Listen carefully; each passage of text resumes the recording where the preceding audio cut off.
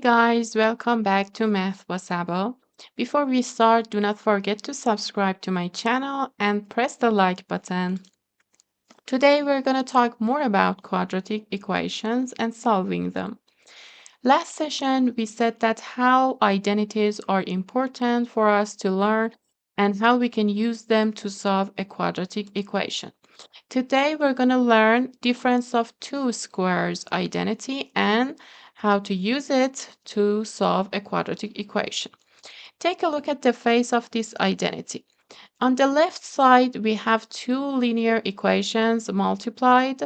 The first one and the second one has the same terms, but the first one is the subtraction of these terms and the second one is the addition of this term. It doesn't matter if the first one is subtraction, we can switch them up. And on the right side, we can see that there is a subtraction of two perfect squares. So when we are using the identity of difference of two squares, we should look for two terms subtracted by each other, and both of those terms are perfect squares. Take a look at the first example. The first one is x to the power of 2. The second one is 49. They are subtracted by each other, and both of them are perfect squares. So our first term is x,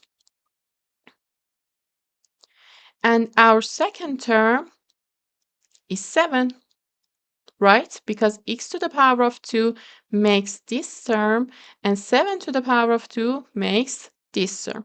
So instead of x to the power of 2 minus 49, I can write x minus 7 times x plus 7 is equal to 0. Now I have two factors that are multiplied and are equal to 0. I have to make them 0 one by one. So first we have x minus 7 is equal to 0, and then x plus 7 is equal to 0.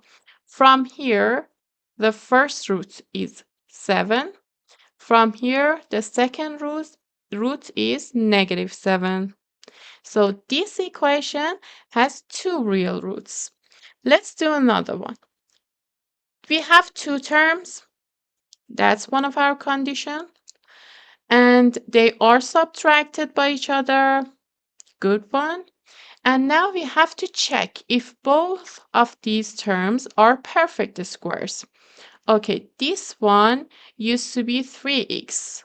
Then it got powered by 2 and become 9x to the power of 2. And second one used to be 5. So instead of 9x to the power of 2 minus 25, I can write 3x minus 5 times 3x plus 5 equal to 0. Now I have two factors multiplied by each other equal to 0. 1 by 1 should be equal to 0. 3x minus 5 is equal to 0. 3x plus 5 is equal to 0. Is equal to 0. From here, our x is 5 over 3.